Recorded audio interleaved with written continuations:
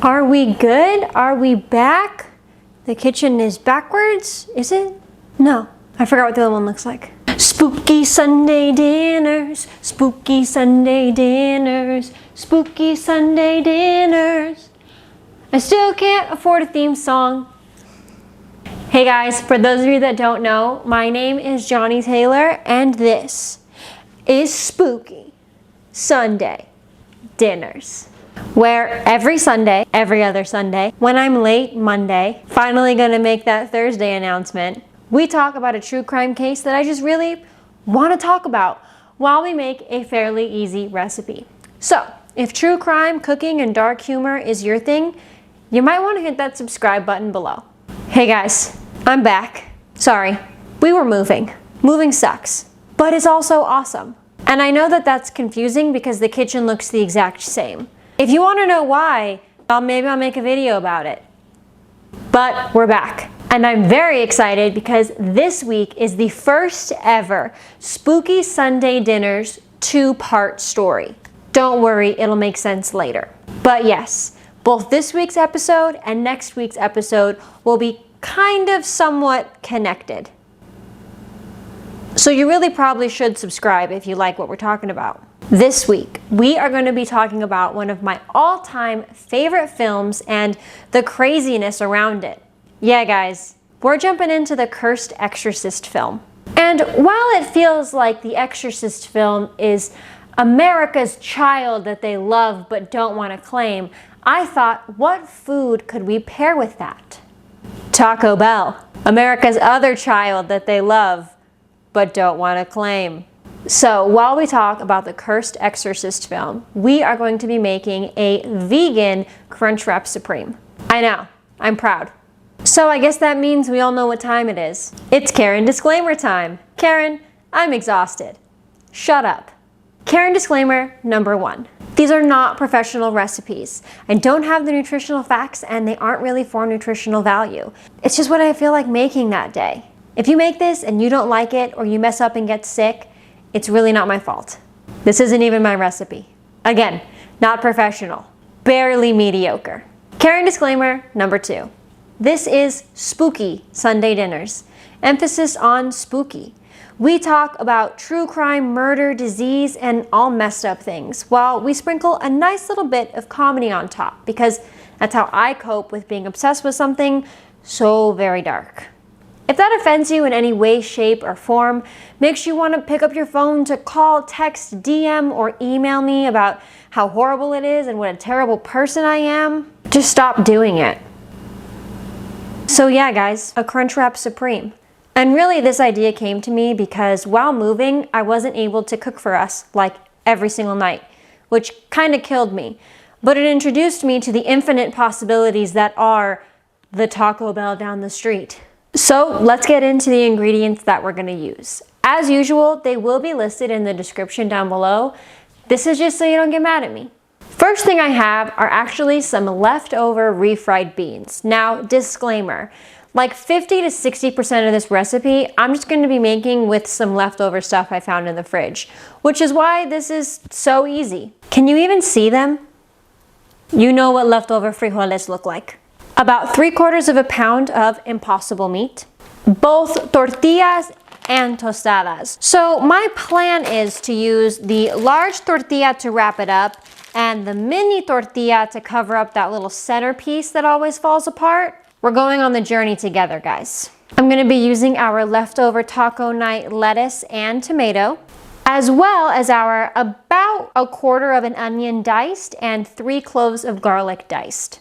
Queso of choice, as usual. I'm going to be making my vegan version, but of course I'll have regular cheese here for Doug. Obviously hot sauce. Now, I couldn't get my hands on a bottle of Taco Bell's fire sauce, but if you want to send it to me, I'm available, Taco Bell. So I'm going to be going in with my favorite, which is Chalula. And finally, our seasonings. This week, I decided to not go for buying store-bought taco seasoning. I'm going to be seasoning our impossible meat with salt, pepper, garlic, chili powder, and a little bit of cumin. All right, The Exorcist. You know it. You've seen it. I hope you've seen it. If you haven't seen it, pause this, go watch it. It's beautiful. But do you really know about the film? First thing we're gonna do is take a pan on medium-high heat, spray it with a touch of oil, and go in with our garlic and onion. Now, the Exorcist film came out in 1973 and was like the most controversial thing ever. And what most people don't know about it is actually The Exorcist was based off of a book that was based off of a real-life exorcism that happened. It was about a little boy known under the pseudonym of Roland Doe, and it was performed by Catholic priests at Georgetown University Hospital. Now, what's crazy about it is they actually called it off because this little boy was apparently possessed. He was able to break out of his restraints, go into like the mattress that they had him on, pull out a spring, and attack and like slice up one of the priest's arms. So clearly they were like, yeah, nah, we're good.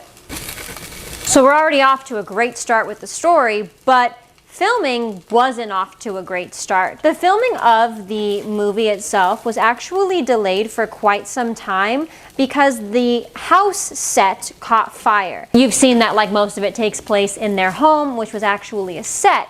And what's crazy is it caught on fire for some unexplained reason, right? It said later that the only theory they could come up with was that a, quote, winged creature with talons or claws got into some electrical box and it started the fire.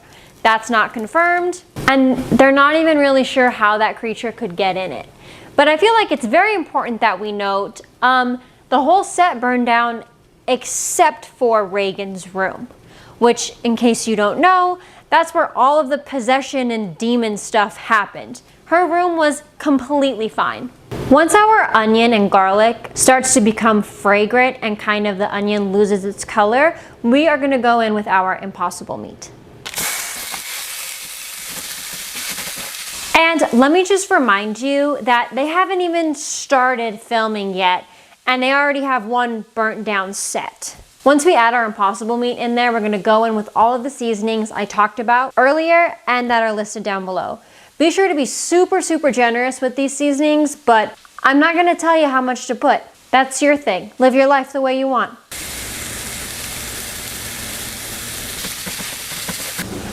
So as they get to filming, there's this great scene in the film, if you've seen it, you know it, where Linda Blair's character Reagan throws her mom, played by Ellen Burstyn, across her room into the wall. Now, in the movie, it is beautiful acting, so realistic, just like such a shock moment. She hits the wall, falls to the ground, and lets out a, quote, blood-curdling scream. Well, that's because it wasn't beautiful acting. Ellen actually hit the wall and suffered a severe spine injury, and that scream is totally real. They chose to keep it in the film because, hey, felt really realistic, right? That injury never stopped bothering her and will forever be her little piece of the movie she took home. What's even crazier about the story is that's not the only back injury to happen on set. Later in that same room filming a different possession scene, Linda Blair was on the bed, you know, where she starts acting all crazy or just like me after a rough night.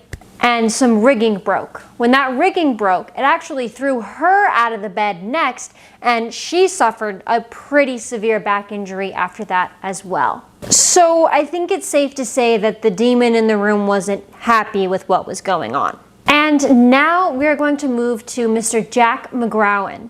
Now, he actually played the director in the film, which if you don't know who that is, why? But he gave a phenomenal performance, and just a few days after he finished filming his scenes, he mysteriously died of the flu.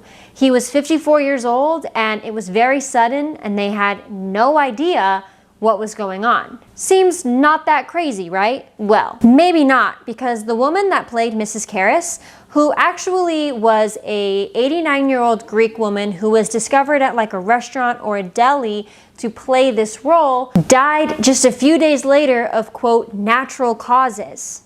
Some people think just a weird coincidence, but we should also note those are the two characters in the film that die.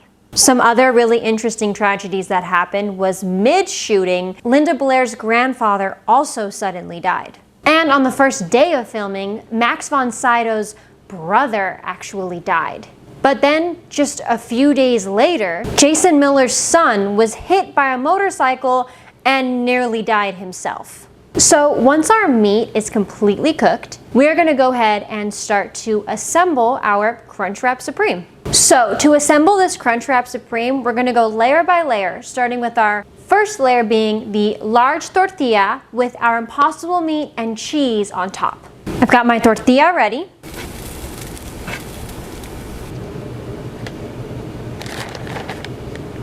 And I know you thought that's probably all that happened, right? That just sounds like a pretty cursed film. That's it. Oh, but wait, there's more. In 1987, Mercedes McCambridge, she voiced Pazuzu, the demon. She actually suffered her own horrible, unexplainable tragedy when her son actually took his wife and children's life and then his own. I don't know what this movie is doing to people. Now that we have our first layer down, I'm gonna go in with a tostada. You can make these yourself with corn tortillas, but sometimes I'm lazy. Once that tostada is on, I'm gonna go ahead and spread a thin layer of our refried beans on top. Most people believe that this film was just cursed from the beginning. It was like banned everywhere. At one point they brought in a real life priest to set to like cleanse it and fix everything. And I think they might be right, because one of my favorite stories ever is this movie was banned all over, but for some reason they decided that they were gonna have a premiere in Rome, right? So I don't know who scheduled this, who was marketing this, but I love it. The premiere was scheduled to actually happen across the street from a 16th century church. So they start filing in for the premiere and a horrible, horrible, scary rain, thunder, and lightning storms start, right? They go into the theater, they sit down, and just before the movie starts, they hear this horrible, loud, out of nowhere, just crash, and some people believe an otherworldly scream. That 16th century church was hit by lightning. The cross on top that had been up for over 400 years was hit by lightning and fell into the plaza. Because what could be more dramatic? Okay, beans are on. I'm gonna get a different pan and put it on medium heat, add another layer of cheese, and then our lettuce and tomato garnish. If that's not a sign that whatever you believe in is there and ready to fight, I don't know what is. All right, guys, our next step is optional how you wanna do it. You can either take that Chalula and actually put it in the Crunchwrap Supreme itself, or use it after. I personally like to use it on a bite-to-bite basis after, but live your life.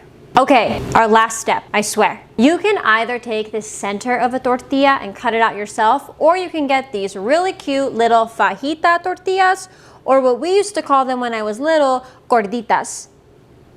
I don't know. But you are going to cover over the top of your tostada with this, and then do that nice little Taco Bell fold around the edges.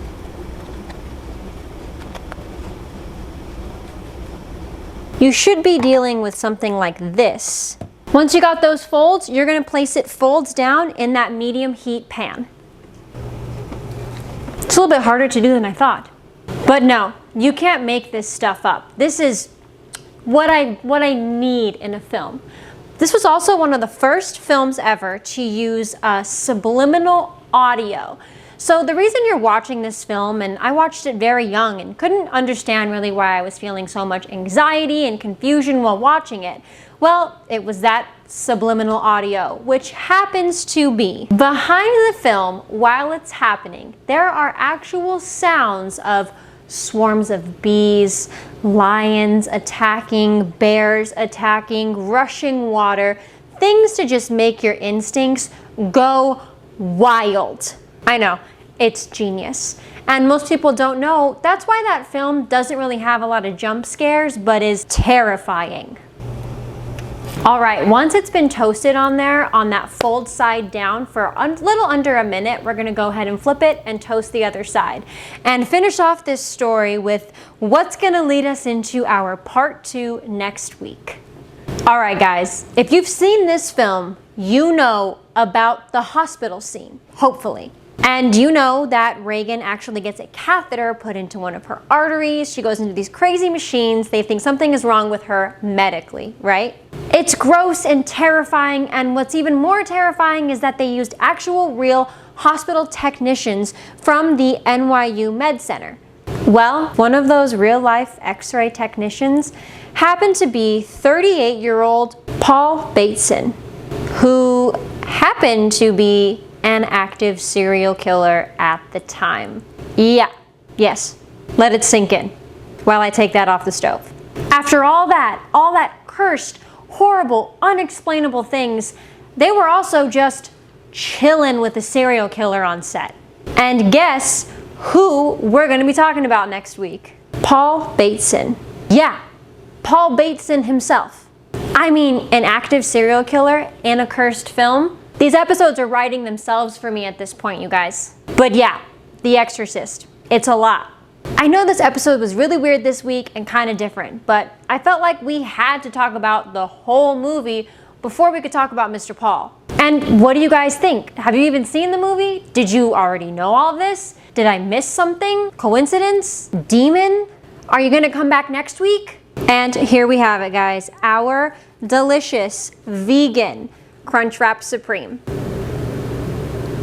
Thanks for cooking with me this week, and thanks for letting me tell you this insane story. Don't forget to comment below future crimes you want me to cover and some recipes you want me to try. Thank you for watching Spooky Sunday Dinners. I am still singing. I still can't afford a theme song. I wonder why Sven's not back from school yet. Alright guys, moment of truth.